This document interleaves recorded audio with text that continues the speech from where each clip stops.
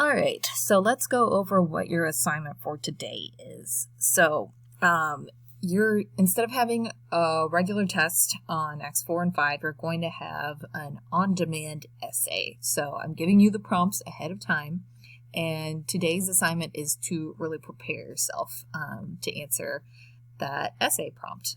Okay, so instead of taking an exam, you'll demonstrate your understanding of what we've read with a particular focus on Acts 4 and 5 by spending at least 30 minutes answering one of the following essay prompts, and they're going to be at the bottom of the page. Well, actually on the next page. For the rest of today's class, you pick the topic you want to address, so pick one of the prompts and create an outline of your essay. So what you need to show me by the end of today is a thesis statement, a bulleted list of the 3 examples from the play you will discuss. You must discuss at least 2 specific quotations for each example. So I want you to have 3 points, like 3 different maybe snippets of scenes, and I want you to have at least 2 specific quotations for each little snippet or example that you pick. Now, when you actually write your essay, you don't need to include all of them, but the more you include, the better your grade is probably going to be. And again, at least 2. If you have more, you're probably going to do better. And then I want you to include a concluding statement. So you're not writing your whole essay today, you're writing an outline. Okay, your thesis statement should be clear though, and again, set you up to discuss the 3 examples that you're going to discuss in the body. Okay, as I have down here, the more thought and effort you put into your outline, the easier it will be for you to compose your essay tomorrow, and the more thorough your argument will be, which means more points for you. This is open book, and you can use your notes too if you want, so I expect thought and precision. However, I don't want you consulting outside sources, so no Googling, even if you cite it. I just want evidence that you have read and understood the play, and that you're able to sort of form your own arguments based on what we've read and discussed in class. Okay, so today's assignment's worth 10 classwork points and must be uploaded to Dropbox by 5 p.m. today, which is Tuesday, March 17th. So tomorrow, on Wednesday, you'll need to use your outline to compose your essay. So use your outline, okay? I don't need you to not consult it. I want you to consult it. Your essay is going to be worth 50 test points. You can take as long as you need to complete it, but it's due by 5 p.m. If you need more time and have a valid reason, so I didn't wake up until noon is not a valid reason, you can email me and request an extension. I'm not guaranteeing that I will let you have the extension, but I would rather you ask me.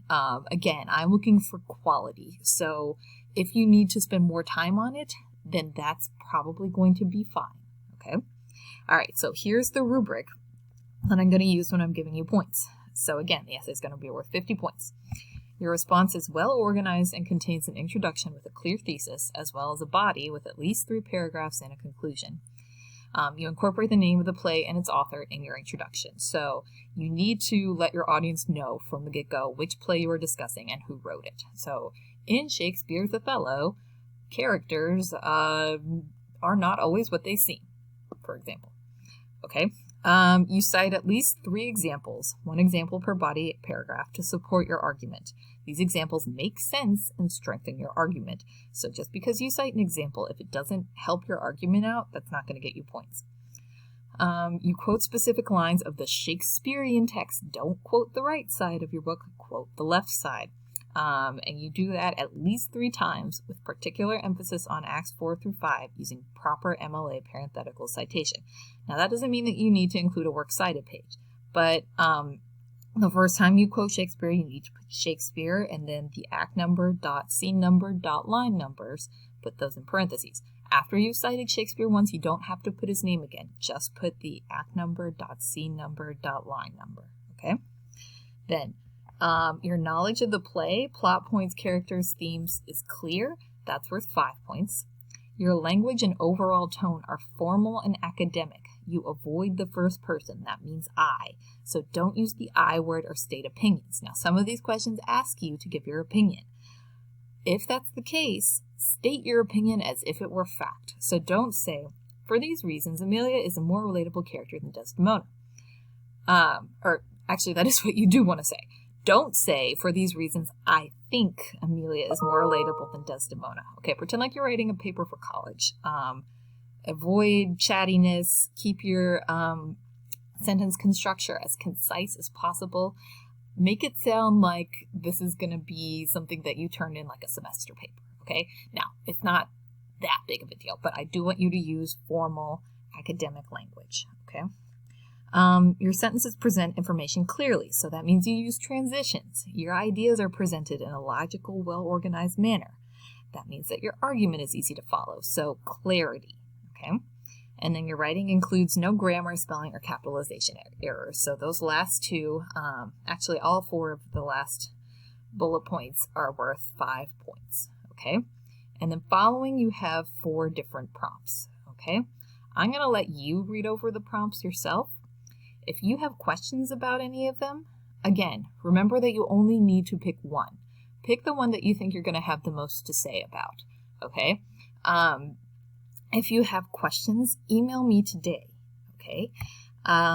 You can email me tomorrow, but it'll be easier for you to get as prepared today than it will be to scramble at the last minute tomorrow, okay? So again, if you have any questions, email me.